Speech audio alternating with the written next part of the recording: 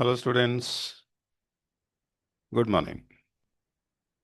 Last class లో section 15 complete చేసాం.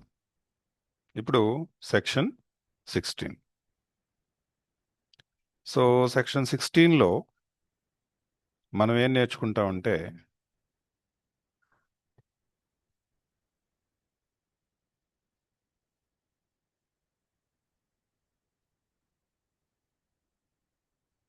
ఒక కోర్ట్ ఆర్డర్ తప్పైన దాని ప్రకారం చేసిన పోలీస్ ఆఫీసర్ పనిష్మెంట్ ఉంటుందా, లేదా లా అతన్ని ప్రొటెక్ట్ చేస్తుందా? ఈ ఒక కాన్సెప్ట్ ఎగ్జామ్లో కూడా అండ్ రియల్ లైఫ్లో కూడా చాలా ఇంపార్టెంట్ మనకి. Section 16 act done pursuant to judgment of order of court. సింపుల్గా చెప్పాలంటే కోర్ట్ ఆర్డర్ ప్రకారం చేసిన పని నేరం కాదు. ఈ సెక్షన్ ఏమంటుందంటే కోర్ట్ ఆర్డర్ ప్రకారం పని చేస్తే ఆ ఆర్డర్ ఇంకా వ్యాలిడ్గా ఉంటే మరియు ఆ వ్యక్తి గుడ్ ఫెయిత్లో ఉంటే అది అఫెన్స్ కాదు. ఇక్కడే ఒక ట్విస్ట్ ఉంది. ఏంటంటే కోర్టుకు అసలు అథారిటీ లేకపోయినా కూడా, అంటే కోర్టు తప్పు చేసినా కూడా ఆ ఆర్డర్ ఫాలో చేసిన వ్యక్తి సేఫ్ అన్నమాట. అంటే ఫర్ ఎగ్జాంపుల్ ఒక పోలీస్ ఆఫీసర్ని ఇమాజిన్ చేసుకోండి.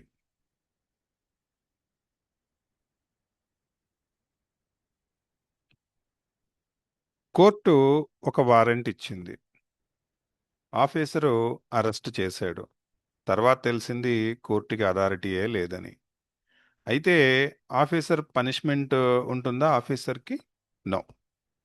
ఎందుకంటే he acted in a good faith, he followed the court order. ఇంకా స్ట్రాంగ్ ఎగ్జాంపుల్ ఏంటంటే మెజిస్ట్రేట్ ఒక పనిష్మెంట్ ఇచ్చారు, కానీ ఆ పనిష్మెంట్ ఆల్రెడీ లాలో క్యాన్సిల్ అయ్యింది. జైలర్ అది ఎగ్జిక్యూట్ చేశాడు. రిజల్ట్ జైలర్ లయబుల్ కాదు. He followed court order in good faith. ఈ ఒక్క లైను గుర్తుపెట్టుకోండి. Court order, good faith equal to know offence. ఈ కాన్సెప్ట్స్ చాలా చిన్నగా కనిపిస్తాయి, కానీ ఎగ్జామ్లో డైరెక్ట్ క్వశ్చన్స్ వస్తాయి. దీనిపైన మీకు క్లారిటీ వచ్చి ఉంటుంది. అయితే ఇంకా ఒకవేళ కోర్టు రాంగ్ అయితే పనిష్మెంట్ లేదా ప్రొటెక్షన్, దాని పరిస్థితి ఏంటి? So one side wrong court, one side safe police, right?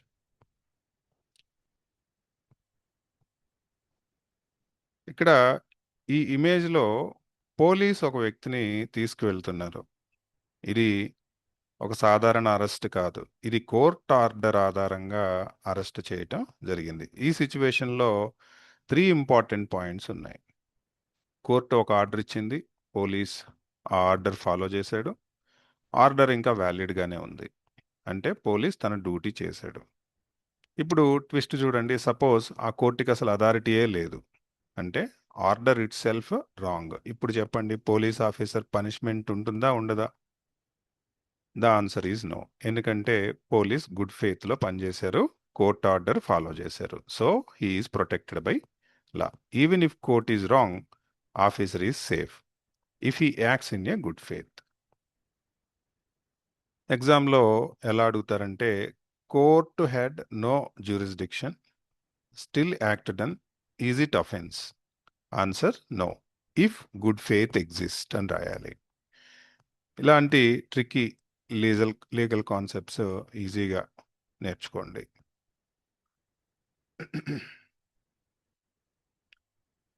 Police ఎప్పుడు వారెంట్ లేకుండా సెర్చ్ చేయగలుగుతారు?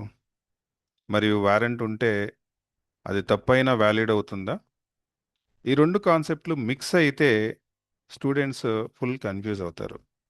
సో ఈ వీడియోలో క్లారిటీగా 100% చేయటానికి ప్రయత్నం చేశాం. ఇవి 2 డిఫరెంట్ కాన్సెప్ట్స్ బట్ చాలా ఇంపార్టెంట్. పార్ట్ 1. మొదట ఈ అరెస్ట్ సీన్‌ని చూద్దాం. పోలీసు ఒక వ్యక్తిని తీసుకువెళ్తున్నారు. ఇది కోర్ట్ ఆర్డర్ ఆధారంగా అరెస్ట్. ఇక్కడ లా ఏమంటుందంటే కోర్ట్ ఆర్డర్ ప్రకారం చేసిన పని అఫెన్స్ కాదు. ఈవెన్ ఇఫ్ కోర్టు తప్పైనా సరే, అంటే జ్యూరిస్డిక్షన్ లేకపోయినా కూడా police safe. He acted in a good faith. He followed the court order. Part 2. ఇప్పుడు ఈ సెర్చ్ సీన్ చూడండి. పోలీసు ఎప్పుడు వారెంట్ లేకుండా సెర్చ్ చేయగలడు? బిఎన్ఎస్ఎస్ 2023 ప్రకారం అర్జెంట్ సిచ్యువేషన్స్, ఎవిడెన్స్ డిస్ట్రాయ్ అవ్వబోతే, డిలే డేంజరస్ అయితే అప్పుడు వారెంట్ లేకుండా కూడా సెర్చ్ అనేది వ్యాలిడ్ అవుతుంది. స్టూడెంట్స్ ఇక్కడ జనరల్గా మిస్టేక్ చేస్తారు. Court order concept, warrantless search concept, ఇవి మిక్స్ చేయొద్దు. కోర్ట్ ఆర్డర్ కేసు ఎప్పుడు protection depends upon good faith. No warrant search అయితే depends on emergency and necessity. ఎగ్జామ్లో ఎలా రాయాలంటే court order plus good faith, no offence. No warrant search, only in urgent necessity. So ఇక్కడ clarity వచ్చిందంటే మీరు ఈ సెక్షన్ని బాగా అర్థం చేసుకున్నట్లు. Next,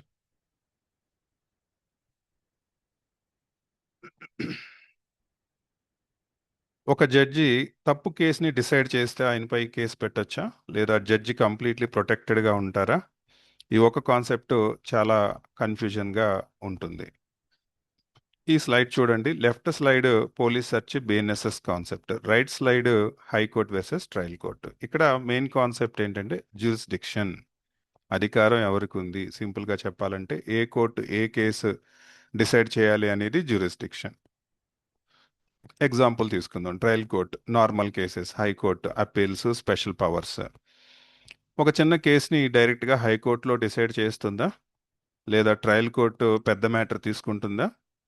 that is jurisdiction issue. Main law section 16 concept ప్రకారం ఇప్పుడు మెయిన్ పాయింట్ వినండి. జడ్జి తన జ్యుడిషియల్ కెపాసిటీతో పనిచేస్తే ప్రొటెక్షన్ ఉంటుంది. Even if a judge jurisdiction లేకపోయినా, అంటే తప్పు కోర్టు అయినా కూడా judge protected. Judge acted judicially, decision court ప్రాసెస్లో తీసుకున్నారు. So no criminal liability. Protection unlimited కాదు. పర్సనల్ యాక్ట్ అయితే ప్రొటెక్షన్ ఉండదు. బ్యాడ్ ఫెయిత్ అయినా కూడా ప్రొటెక్షన్ ఉండదు. Only judicial act with good faith, then it has protection. So ఎగ్జామ్లో ఎలా రాయాలి అంటే judge acting judicially, no offence. Even without jurisdiction protected if he has a good faith. Jurisdiction mistake not a crime for judges only. ఇది అర్థమైతే మీరు ఈ సెక్షన్ని బాగా అర్థం చేసుకున్నట్లు. నెక్స్ట్,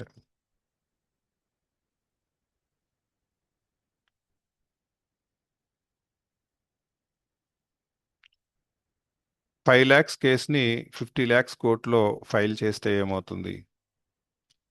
కేసు రిజెక్ట్ అవుతుందా, లేక జడ్జి పనిష్మెంట్ పడతారా?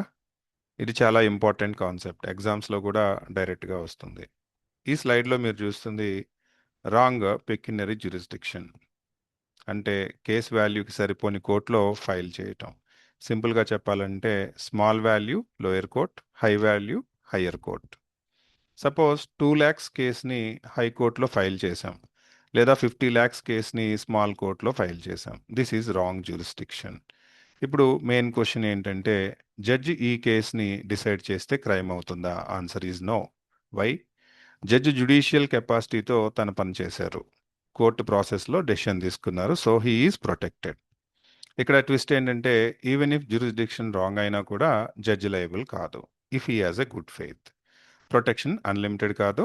రిమెంబర్, బ్యాడ్ ఫెయిత్ ఉంటే ప్రొటెక్షన్ ఉండదు. పర్సనల్ యాక్ట్ అయినా కూడా ప్రొటెక్షన్ ఉండదు. Next,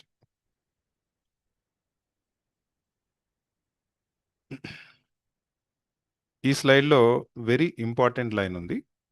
BNS section 16 is equal to IPC section 78. అంటే న్యూ లా వచ్చినా కూడా కాన్సెప్ట్ సేమ్. మేజర్ చేంజ్ ఏంటంటే court of jurisdiction are court of justice IPC replaced by court BNS. BNS ప్రకారం కోర్ట్ అంటున్నారు, ఐపీసీ ప్రకారం కోర్ట్ ఆఫ్ జస్టిస్ అంటున్నారు. దాన్ని court అనే వర్డ్తో రీప్లేస్ చేశారు. ఇది వర్డింగ్ చేంజ్ మాత్రమే కానీ కాన్సెప్ట్ చేంజ్ కాదు. అంటే ఓల్డ్ ఐపీసీ జడ్జిమెంట్స్ ఇంకా వ్యాలిడ్ అవుతాయి, ఎందుకంటే లా సబ్స్టాన్స్ సేమ్ ఉంది. రైట్. బిఎన్ఎస్ న్యూ లా కాబట్టి ఐపీసీ కేస్ లాస్ అప్లై అవుతాయి అంటే ఎస్, బికాస్ ప్రిన్సిపల్ సేమ్గా ఉంది కాబట్టి. BNS changed language, not the principle. Court ఎందుకు ఇలా చేసింది అంటే కంటిన్యూటీ మెయింటైన్ చేయడానికి, లీగల్ సిస్టంలో సడన్ చేంజ్ రావద్దు. So BNS section 16 corresponds to IPC section 78. No substantial change in the provision. Only terminology updated. Earlier case law still applicable. కొత్త లా చదువుతున్నప్పుడు old లా connection కూడా తప్పనిసరిగా మనం గుర్తుంచుకోవాలి. IPC fade out and BNS fade in.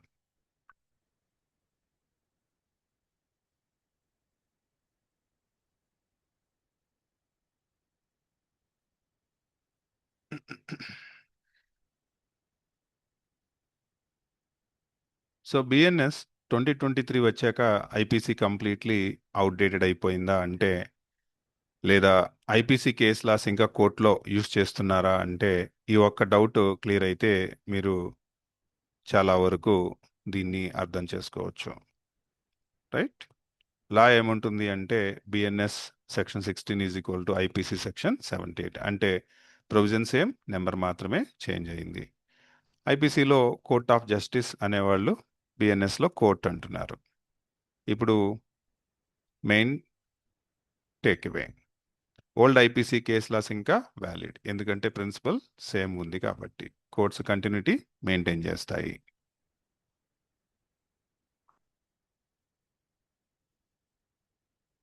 Next,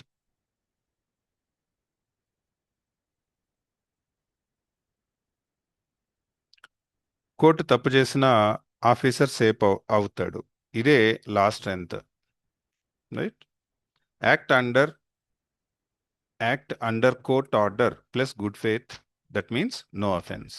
bad faith ఉంటే protection ఉండదు, personal misuse కూడా ఉన్నా కూడా ప్రొటెక్షన్ అనేది ఉండదు. లా ఆఫీసర్ని పనిష్ చెయ్యదు, సిస్టమ్ మిస్టేక్ని కరెక్ట్ చేస్తుంది.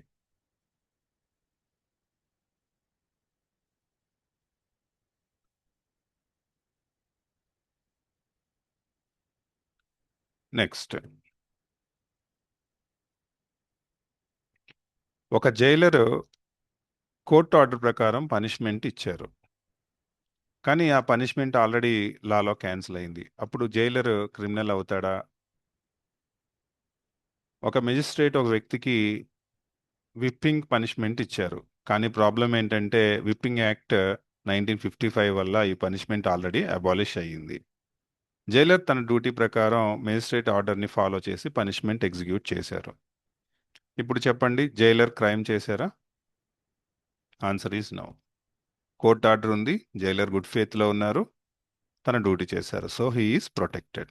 ఈవెన్ ఇఫ్ ఆర్డర్ ఇల్లీగల్ అయినా కూడా ప్రొటెక్షన్ ఉంటుంది. సో లా జైలర్ని పనిష్ చేయదు, కోర్టు మిస్టేక్ని సిస్టమ్ కరెక్ట్ చేస్తుంది. So an order of court order plus good faith is equal to know offence.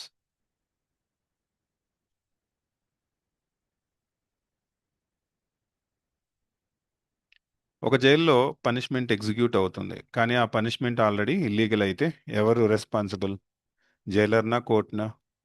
ఈ ఇమేజ్లో చూడండి, పోలీస్ అఫీషియల్స్ క్రౌడ్ ఒక అక్యూజ్డ్ని తీసుకువెళ్తున్నారు. ఇది జస్ట్ సీన్ కాదు, ఇది లీగల్ రెస్పాన్సిబిలిటీ క్వశ్చన్. ఒక మెజిస్ట్రేట్ పనిష్మెంట్ ఇచ్చారు, కానీ ఆ పనిష్మెంట్ లాలో ఆల్రెడీ క్యాన్సిల్ అయింది. జైలర్ డ్యూటీ ప్రకారం ఎగ్జిక్యూట్ చేశారు. ఇప్పుడు చెప్పండి, జైలర్ క్రైమ్ చేశారా? Answer is no. Court order ఉంటుంది, జైలర్ గుడ్ ఫేత్లో ఉన్నారు, డ్యూటీలో పనిచేశారు.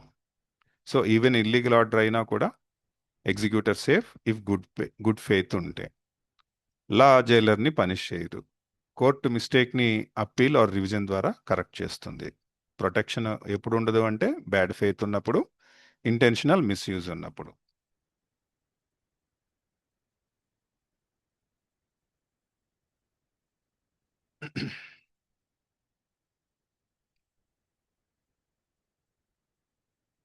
ఈ స్లైడ్లో 2 విజువల్స్ కనిపిస్తున్నాయి. Real police custody scene, punishment illustration. ఇవి కలిసి ఒక పవర్ఫుల్ లీగల్ క్వశ్చన్ రేజ్ చేస్తున్నాయి. ఒక మెజిస్ట్రేట్ విప్పింగ్ పనిష్మెంట్ ఇచ్చారు. కానీ ప్రాబ్లం ఏంటంటే విప్పింగ్ 1955 వల్ల ఇది ఆల్రెడీ అబాలిష్ అయ్యింది. జైలర్ కోర్ట్ ఆర్డర్ని ఫాలో చేసి పనిష్మెంట్ ఎగ్జిక్యూట్ చేశారు. ఇప్పుడు చెప్పండి, ఇది క్రైమా? నో. కోర్ట్ ఆర్డర్ ఉంటుంది, గుడ్ ఫెయిత్తో చేశారు, ఆయన డ్యూటీ చేశారు. సిస్టమ్ మిస్టేక్ని అప్పీల్ ద్వారా కరెక్ట్ చేస్తుంది.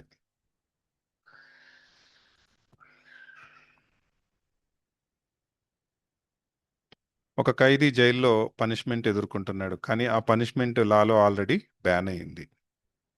అయితే పనిష్మెంట్ ఇచ్చిన ఆఫీసర్ క్రిమినల్ అవుతాడా? ఈ స్లైడ్లో 3 విజువల్స్ కనిపిస్తున్నాయి. Police custody scene, punishment illustration, jail inside life. ఇవి ఒకే క్వశ్చన్ కింద ఆన్సర్ ఇస్తున్నాయి. ఒక మెజిస్ట్రేట్ ఒక వ్యక్తికి విప్పింగ్ పనిష్మెంట్ ఇచ్చాడు, కానీ రియాలిటీ ఏంటంటే విప్పింగ్ యాక్ట్ 1955 వల్ల ఆల్రెడీ అబాలిష్ అయింది. జైలర్ కోర్ట్ ఆర్డర్ని బ్లైండ్గా ఫాలో చేసి పనిష్మెంట్ ఎగ్జిక్యూట్ చేశారు. ఇప్పుడు చెప్పండి, జైలర్ క్రైమ్ చేశారా అంటే ఆన్సర్ ఈజ్ నో.